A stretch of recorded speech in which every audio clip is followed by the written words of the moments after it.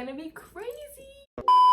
Okay, I'ma get money forever. All my life, a bitch nigga never could be one. Hey guys, it's Nudy. Welcome back to my channel. Today I'm gonna be telling you guys about my curly hair journey. All these videos and all these pictures I'm about to show y'all probably gonna bomb me because I look really crazy. Mind y'all, this is when I was like 16, 17. I'm a whole 20-year-old now, so I'm going to be explaining to you guys how I fixed my intensely heat damaged hair. I'm basically gonna show you guys how I went from this to this. Really dislike the stigma with straight hair that you don't need to straighten your hair for every occasion to look beautiful. Like, your hair is amazing the way it is, straight or not.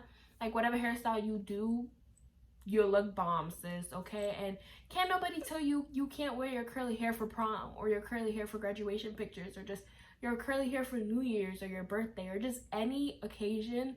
Like, you can do you. All my life I've been going back and forth between natural hair and getting my hair done by the hair salons. I used to live at the hair salon, okay? I would wake up at the crack of dawn. Me and my mom would both go really early in the morning to get our hair done, and that was like a weekly routine for me. Saturdays,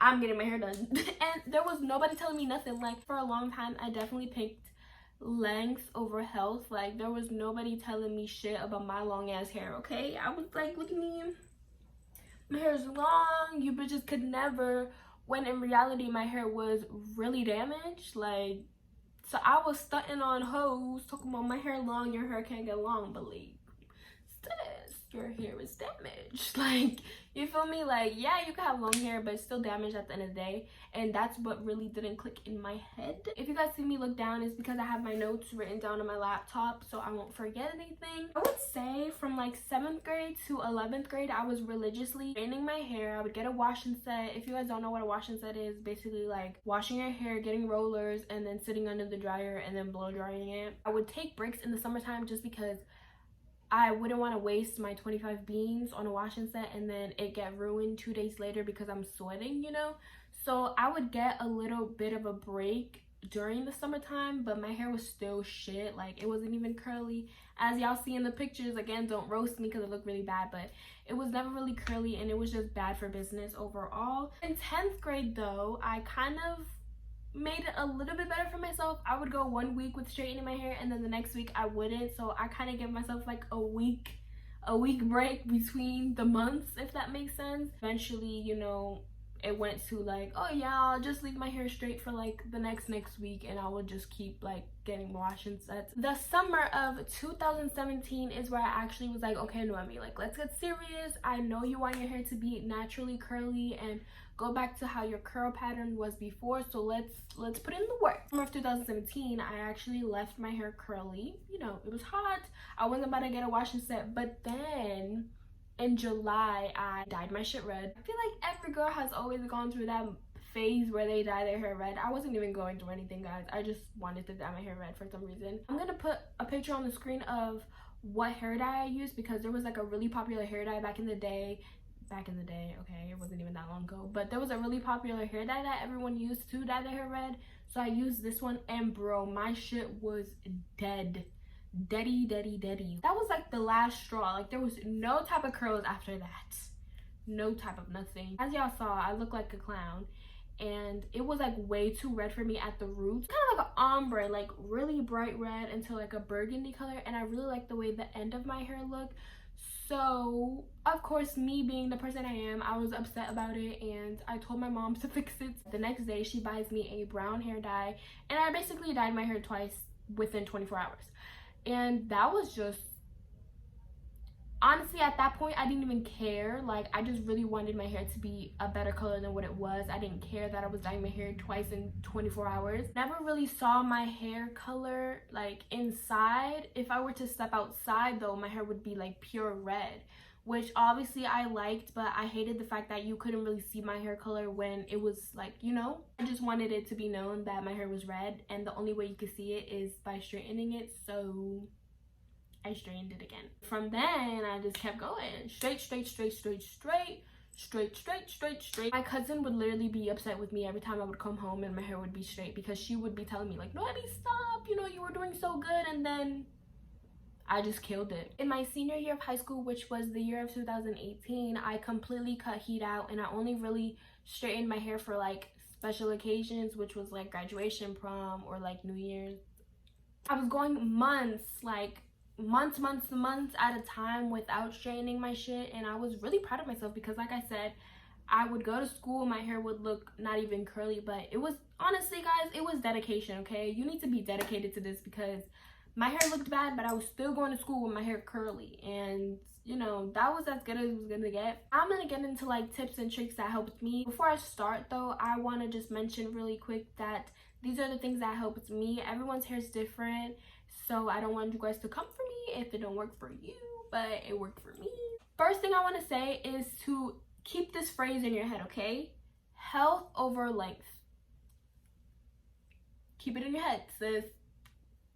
Let it sit, let it marinate, okay? I used to cry when my mom would cut my hair. Even if it was like for the littlest bit, I would be crying because I honestly just wanted my hair long. Like, I didn't give a fuck about my curls at all.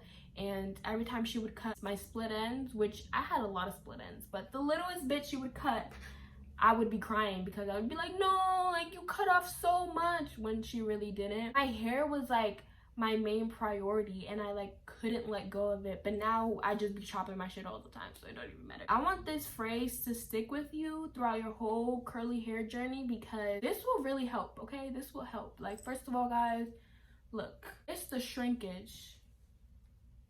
My hair, she's long, but it just doesn't look like it because it shrinks up. Don't get discouraged by your shrinkage because literally if your hair shrinks, then that means that your hair is healthy. If you have heat damaged hair, you need to cut out heat completely because that's really what's making it worse.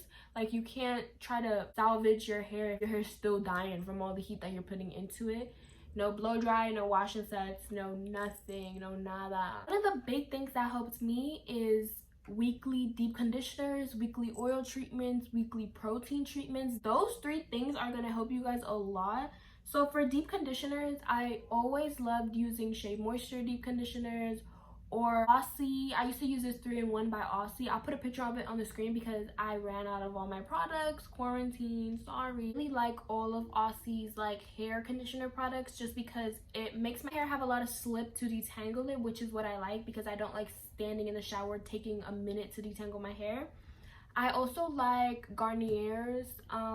It comes in like a little tube. Like I said, I'll put a picture, but those are really good as well. Being a natural is expensive, but it can also be inexpensive because you can DIY all these things and you can make shit at home and literally put it in your hair with the stuff that you have in the fridge. Even with the conditioners that you have at home, if you just mix a little bit of every one of them, you have a deep conditioner right there. Like, you know, one of the things I swear by is protein treatments. Protein treatments really help your hair get back into a healthy state. I'm currently using the rice water treatment, which basically you have fermented rice water, and that definitely is going to promote hair growth. It's going to make your hair thicker, your hair is going to be stronger. So that is why I say that I swear by protein treatments, because your hair needs protein in order for it to be stronger, in order for it to get longer, in order for it to just be healthy again. So protein is a really big one for me. You don't have to use rice water if you don't want to. Also, you should do like mayo, egg, and olive oil. I used to mix all those 3 ingredients together. And mayo is another really big protein treatment that you can use. Because mayo is greasy, it leaves your hair with a nice shine afterwards as well. So deep conditioner moisturizes your hair. Protein makes it strong. You can also do oil treatments, which I highly recommend as well.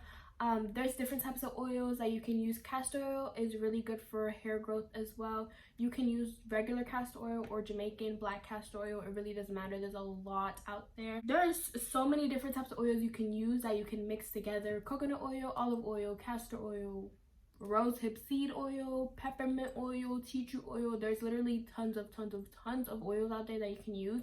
A really big key that I want to say is to know the difference between your oils, because oils do different things. Some oils are good to penetrate your hair, and then other oils are good as a sealant to like lock everything in. So definitely know the difference between oils. If you cannot pronounce the ingredients on the back of something, do not use it, okay? There's a lot of foo-foo oils out here that be having a whole bunch of chemicals and shit, and Those are not good for your hair. The more natural it is, the better it is for your hair. By doing this weekly, it kind of trains your hair and kind of makes your hair healthier for the week, if that makes sense. Like, y'all know what I'm trying to say? Basically, what I did to kind of speed up the process I get of making my hair curly again is to like help it transition. I did braid outs, I did twist outs, I did bantu knots. Shit like this definitely trains your hair to get back into its curl pattern. These front pieces of my hair used to be the most deadest out of all of like the rest of my hair, and with these front pieces I used to twist them first and then put it in a bantu knot, and then later when they were dry I would release them and then it would get curly again. So shit like that just kind of trains your hair to get back into its curly state. So I definitely recommend doing like twist outs, braid outs, all them other things. Like the difference between my curly hair journey and others is that I did not do a big chop. I used to cry when my mom would cut the littlest bit of my hair. You think I'm finna do a whole big chop? Like, no sis. But instead of doing a big chop, I would just frequently cut my hair off. Every couple months I would cut my hair.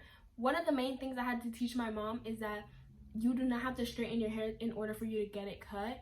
And I used to tell her, like, if you don't cut my hair wet, I'm gonna do it myself, and it's gonna be worse if I do it myself. So eventually my mom was like, okay, whatever, and she just started doing it. The months went by, I just kind of started trimming, and eventually I don't got no more heat damage because I cut them all off. One of the last things I want to say is patience is key, okay? You cannot expect your hair to be curly within the next couple of months. This shit takes years. A year ago my hair still looked like shit. Like, my hair pattern a year ago and now is two completely different things. Like, it used to be like a 2A, and now my hair was like a 3B/C, and I'm really happy with what it is now. My hair used to look so bad. Like, if you guys went to high school with me, y'all know my hair was complete shit. I feel like that was really like everything I touched base upon. These are just the things that I've learned throughout the years that has helped me. If you want something, it needs to take time. Everything takes time. You can't just expect your hair to be perfect in a couple days or in a couple months, because it's not going to be like that. That was it from my curly hair journey and basically how I transformed my very badly heat damaged hair to what I have now. Don't be shy to comment down below any advice you have for the other curly hair girlies out there. Give this video a thumbs up, comment down below, and don't forget to subscribe for more content. Okay. If you guys didn't watch my previous video, I'll put them on the screen and I'll also link them down below for you guys. Thank you guys so much for watching, and I'll talk to you guys in my next one.